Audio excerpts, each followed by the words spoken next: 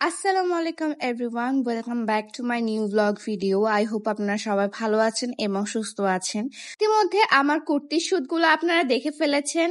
এবার ঈদে কিন্তু অনেক ভালো ভালো কুর্তি আসছে, আপনারা কিন্তু নিতে ভুলবেন না। আমার আর্টস অফ পিয়া 2.0 তে সব কুর্তিগুলো আপলোড করা হয়ে গেছে। যেমন এই কুর্তিটা, এগুলো কিন্তু সবগুলো 1000 টাকার নিচে পেয়ে যাবেন। এত কমফোর্টেবল কুর্তিগুলো খুবই সুন্দর। ওদিন আমি 12টা ড্রেসের শ্যুট করছিলাম এবং ভাবলাম যে কিছু খাওয়া দাওয়া করা প্রয়োজন, তাই আমি চলে গেলাম বারকোডে। এবং এখন হচ্ছে আমি কেশনার সালাদ খাবো, মানে হানি কেশনার সালাদ হচ্ছে আমার সবচেয়ে পছন্দের একটি খাবার। সো এগুলো আমি খাবো পুরোটা, যদিও খেতে পারিনি আমি, বাকিটুকু আমি পার্সেল করে নিয়ে গেছিলাম রাতে খাওয়ার জন্য। সো আমার খুবই মজা লাগছিল এটা খেতে। এবং তার সাথে হচ্ছে সুইট কালাইমারি, আমার এটা খুবই বেশি পছন্দের একটি খাবার, আমার খুবই মজা লাগে আপনার মিন্টের যে চাটনিটা আছে সেটা দিয়ে খেতে। বেশ মজা, আমার তো এখনই জিভায় পানি চলে আসতেছে। শুধু বাইরে খেলেই কি হবে, বাসায় চলে এসে দেখি যে বাসা পুরো এলোমেলো হয়ে আছে এবং পুরো বাসাটা এখন গোছাতে হবে। আমি বাসায় একা ছিলাম তখন হচ্ছে বাসায় কেউ আমার জিনিসপত্র ঠিক করে দিবে না।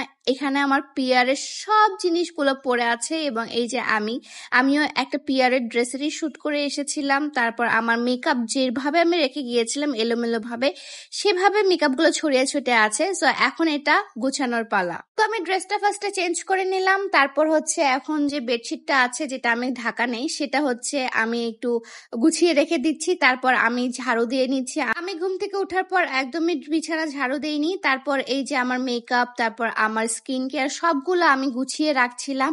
এগুলো অনেক অগোছালো হয়ে গিয়েছিল। যত কিছু হচ্ছে আপনার ময়লা আবর্জনা ছিল, বিছানার উপর প্লাস্টিক ছিল, এগুলোকে নিয়েই আমি ঘুমিয়ে গিয়েছিলাম বাই দ্য ওয়ে।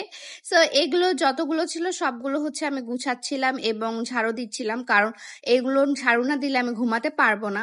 অনেক বেশি টায়ার্ড হয়ে যাওয়ার পর এখন পালা হচ্ছে রান্না বান্না করার। আমি গ্যাসের চুলা আসার পর থেকে একদমই জ্বালাইনি, তো আমি অনেক ভয় পাচ্ছিলাম যে গ্যাসের চুলাটা জ্বালালে আবার কোনো কিছু হবে কিনা, কারণ অনেক দিন ধরে গ্যাসের চুলাটা অফ ছিল, প্রায় 2 মাস ধরে গ্যাসের চুলা অফ ছিল, তাই ভাবছিলাম কোনো কিছু হবে কিনা। সো আমি অনেক কনফিউজ ছিলাম। এখন আমি বিসমিল্লাহ বললে হচ্ছে গ্যাসের চুলাটা ধরাইতে যাচ্ছি এবং যাক আলহামদুলিল্লাহ ঠিকঠাক আছে।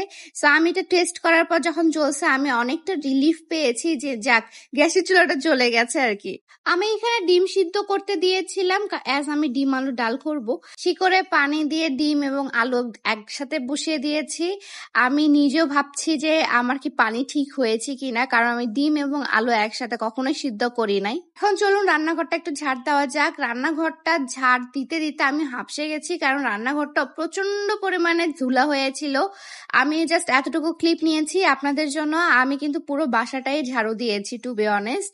তারপর এই যে আমি এখন পেঁয়াজ কাটতে শুরু করব। পেঁয়াজ কাটার আগে থেকে প্র্যাকটিস আছে, বাট পারফেক্টলি আমি পেঁয়াজ কাটতে এখনো পারি না, এখনো মোটা মোটা করে পেঁয়াজ কাটাটা হয়ে যায় আমার। সো আমি সুন্দর করে পেঁয়াজগুলো কেটে নিচ্ছিলাম, যতটুকু দরকার আমার পেঁয়াজে ততটুকুই আমি কাটছিলাম, এক্সট্রা কোনো কাটছিলাম না। এবং কানতে কানতে অবস্থা খারাপ হয়ে যাচ্ছিল আমার পেঁয়াজ কাটতে কাটতে। তারপর আমাদের চারকোল সোপটা দিয়ে আমরা শাওয়ার করি। এটা আমাদের আপকামিং একটা সোপ এবং এই সোপটা হতে যাচ্ছে ছেলেদের জন্য বেস্ট একটা সোপ। অনেকদিন ধরে ভাইয়েরা বলছিলেন যে আমাদের জন্য কোনো কিছু নেই আর্টস অফ পিয়াতে, আপনাদের জন্য কিন্তু এবার আর্টস অফ পিয়াতে অনেক কিছু আসতে যাচ্ছে।